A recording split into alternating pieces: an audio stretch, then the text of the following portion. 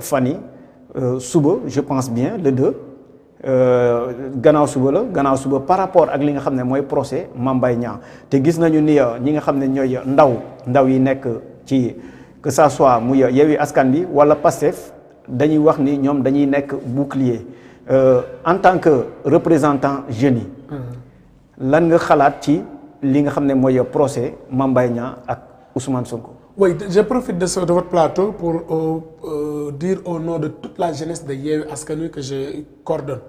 Nous apportons notre soutien et notre solidarité au président Ousmane Sonko. Et nous lui disons qu'il ne sera pas seul dans ce combat. Nous nous mobiliserons à ses côtés. Nous serons à ses côtés et nous l'accompagnerons. Parce que ce combat dépasse la personne de Ousmane Sonko. Parce que bi ñu jàppee Khalifa nit ñi dañoo nañ seetaan ñu jàpp Karim ñu ne nañ seetaan. Aujourd'hui, ce combat, je lance ce message à toute la jeunesse. Elle dépasse Ousmane Sonko.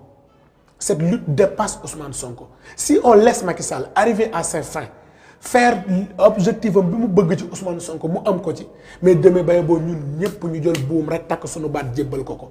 C'est un combat pour la démocratie. C'est un combat pour la survie. C'est un combat pour la nation sénégalaise. Ce qu'on est en train de faire vivre à Ousmane Sonko, c'est injuste.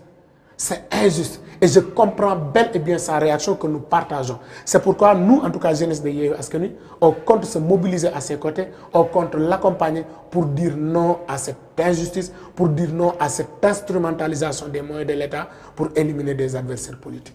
Est-ce que ragaloo leen ni li nga lim tàkk der yi nga xam ne fan yi gis nañu ni yokk nañ leen waaye yokk nañu seen li nga xam ne mooy seen armement bi tam que ça soit grenade lacrymogène wala yeneen ay camions yi nga xam ne ay ndox mu tàng moo fay nekk wala yeneen moyens yi nga xam ne ñoom la ñuy utiliser pour mun a repousser li nga xam ne mooy population bi.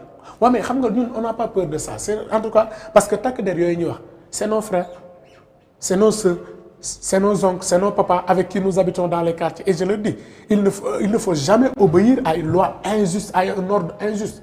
Ce dont il s'agit aujourd'hui, c'est que c'est la loi sénégalaise, la constitution sénégalaise, qui nous offre la possibilité de dire non. Et aujourd'hui, résistance ne veut pas dire insurrection, comme l'a dit Khalifa Sall. Mais résistance, c'est de dire non, c'est un refus de l'injustice. Et la loi sénégalaise nous donne la possibilité de dire non. Nous donne la possibilité de résister et ce que nous offre comme élément la loi, nous comptons user de tous ces moyens-là pour dire non. Su fekkee pour loolu, on va nous emprisonner, on va nous matraquer, mais nous sommes prêts à être ces martyrs-là. Parce que comme je l'ai dit tout à l'heure, ce combat n'a pas pour nom Ousmane Sonko, n'a pas pour nom Khalifa Sall ou Déthié Fall, mais c'est un combat pour la démocratie sénégalaise. Est-ce que comme jot nga décrire li nga xam ne décrire mooy li nga xam ne mooy posture justice ci gouvernement bii nii yaakaar nga ni suba ki nga xam ne mooy Ousmane Sonko bu demee wuyu te indi ay preuves dina doon benn aspect bi nga xam ne dina yëkkati li nga xam ne mooy justice. Mais xam nga ce procès ne devait même pas avoir lieu xam nga entre IGF IGE loolu dafa jar prendre kenn c'est ay caaxaan la.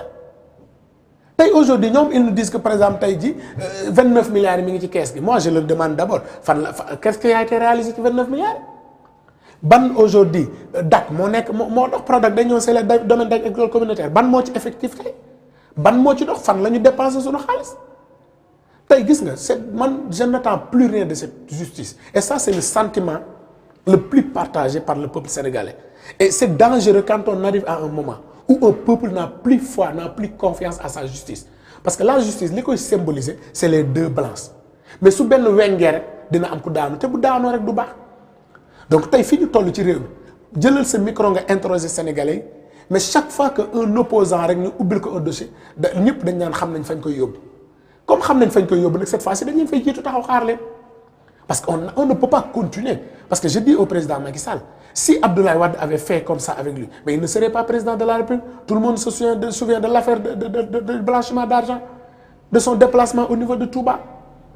Quand il avait vécu une injustice au niveau de l'Assemblée nationale, tout le monde s'était mobilisé. Moi, je me souviens, à l'époque, le président Khalifa nous avait appelé, nous avons commissariat central. Donc le président Macky Sall ne devait pas refaire les mêmes erreurs que ses prédécesseurs. Si on a élu un autre président, c'est pour que nous éviter les erreurs du passé. Mais lui, il se définit comme le président de la jeunesse. Mais aujourd'hui, il est en train de nous faire vivre des pratiques archaïques. des pratiques yoo xam ne même au moment de la clandestinité je ne pense pas que sénégalais yi dundoon nañu ko en 2021 2023 à 1 an des élections aujourd'hui c'est très difficile de dire qui sera candidat parce qu'il utilise tous les instruments de la justice. Est-ce que ça aussi on peut pas continuer à vivre cette injustice et à ne rien faire. est-ce que delloo ginnaaw Sénégal bi ngay wax noonu bokk na ci li nga xam ne mooy problème mu Mimi Touré bi ndax gis nañu ni génnee nañ ko Assemblée nationale te dañu wax ni il faut que nit ki démissionné fi nga xam ne mooy parti am. xam nga loolu moom mooy dafay wane rek nguur guy daanu day teg la erreur parce que l'affaire Mimi Touré c'est très facile à voir l'article 60 de la Constitution combiné à l'article 7 du règlement intérieur de l'Assemblée dafa ni tout député qui démissionne de son parti et jusqu'au moment où je vous parle j'ai pas encore vu Mimi Touré démissionner. Tey demain il suffit juste rek qu'un Basse par exemple qui est adjoint maire